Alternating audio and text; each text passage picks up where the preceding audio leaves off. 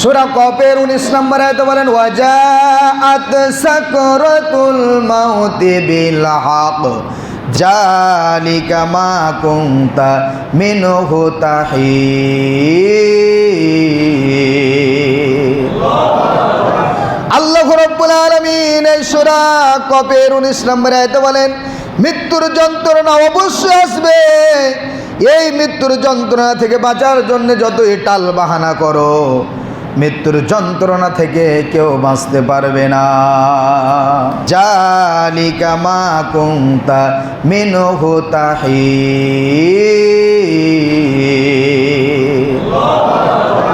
আল্লাহ রাব্বুল আলামিন এই সূরা কফের 19 নম্বর আয়াতে বলেন মৃত্যুর যন্ত্রণা অবশ্যই আসবে। এই মৃত্যুর যন্ত্রণা থেকে বাঁচার জন্য যতই টাল বাহানা করো, মৃত্যুর যন্ত্রণা থেকে কেউ বাঁচতে পারবে না।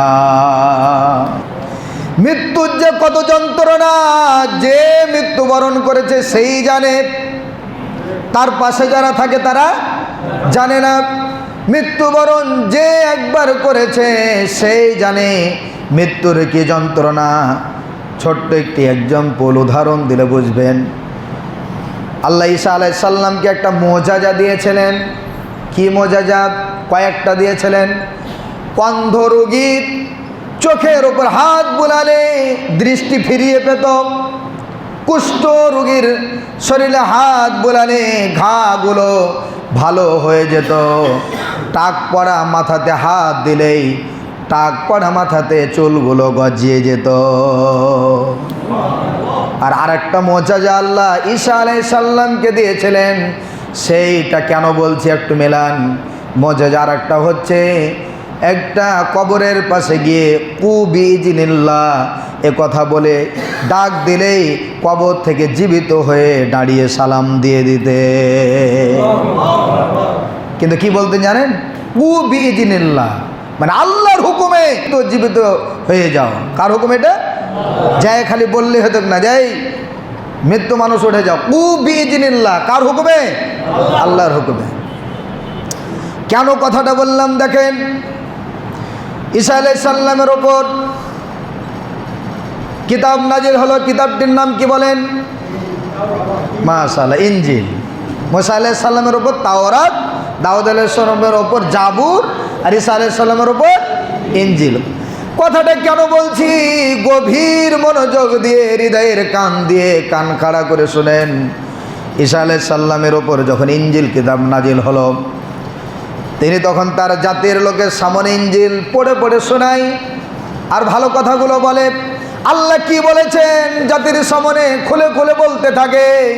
এ সময় কিছু পণ্ডিত, ওই সমাজের মানুষগুলো, তারা চিন্তা ভাবনা করলো মরিয়ম আলাইহিস সালামের ছেলে ঈসা, বাবা নেই, বাবা ছাড়াই দুনিয়াতে এসেছে, আবার নাকি তার উপর ইনজিল কিতাব দিয়েছে, আবার নাকি নবী হয়েছে।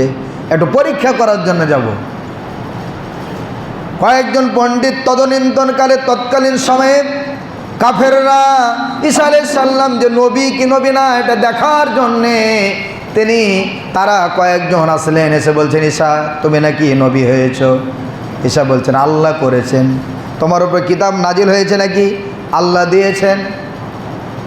তাহলে নবীদের কিছু মুআজিজা থাকে, নবীদের কিছু কারিশমা থাকে, নবীদের কিছু অলৌকিক থাকে। তুমি অলৌকিক আমাদেরকে যদি দেখাও আমরা বিশ্বাস করব তুমি নবী। শুধু তাই নয়, যদি অলৌকিক কিছু মুআজিজা দেখাতে পারো, কথা দিচ্ছি হাতে হাত দিয়ে কালেমা পড়ে তোমার পথে তোমার দলে চলে যাব। ঈসা আলাইহিস সালাম বললেন কি মুআজিজা দেখতে চাও? তারা বলল মৃত মানুষকে জীবিত বানাও। ঈসা আলাইহিস সালাম আকাশ প্রাণে তাকালেন, আল্লাহকে স্মরণ করলেন, স্মরণ করে একটি কবরের পাশে গেলেন, যেই কবরটার বয়স হচ্ছে 100 বছর। কত বছর? 100 বছর। আর হাড্ডি আছে? হাড্ডিও মাটির সাথে মিশে গেছে। 100 বছর পূর্বের কবরের পাশে গিয়ে আল্লাহকে স্মরণ করে বলেন কুবিইজনিল্লাহ, কুবিইজনিল্লাহ বলার সাথে সাথে 100 বছর আগের পূর্বের কবর থেকে একটি লাশ জীবিত হয়ে উঠে ঈসা আলাইহিস সালামকে সালাম দিয়ে দাঁড়িয়ে গিয়েছে। এই অলৌকিক মুজিজা কাফেররা দেখে হতবাক হয়ে গেলেন, আতঙ্ক হয়ে গেলেন। তাই তো কেমন কথা, এই কবর তো আমরা জানি বহুত আগে, 100 বছর আগে এই দৃশ্য দেখলেন যে লোকটা 100 বছর আগে মারা গিয়েছেন। এই লোকটা হচ্ছে নবীর একজন ছেলে, আরেকজন একটা নবীর ছেলে। ঈসা আলাইহিস সালাম লক্ষ্য করে দেখলেন তার চুলগুলো পেকে আছে, দাড়িগুলো পেকে গেছে।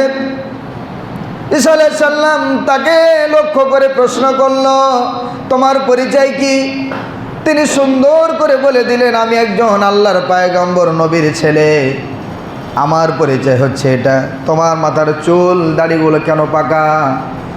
চোখের কোণায় পানি নিয়ে এসে বলল, আজ থেকে 100 বছর আগে মারা গিয়েছি, কিন্তু মৃত্যুর যন্ত্রণাতে কাঁচা চুলগুলো পেকে গিয়েছে, 100 বছর পরও চুলগুলো পেকে আছে। আল্লাহু আকবার। তার মানে 100 বছর আগের মৃত্যুর যন্ত্রণা এখন আমার শরীরে আছে। আল্লাহু আকবার বলেন। এখনো আছে, এই মৃত্যুর যন্ত্রণা এখনো যায় নাই।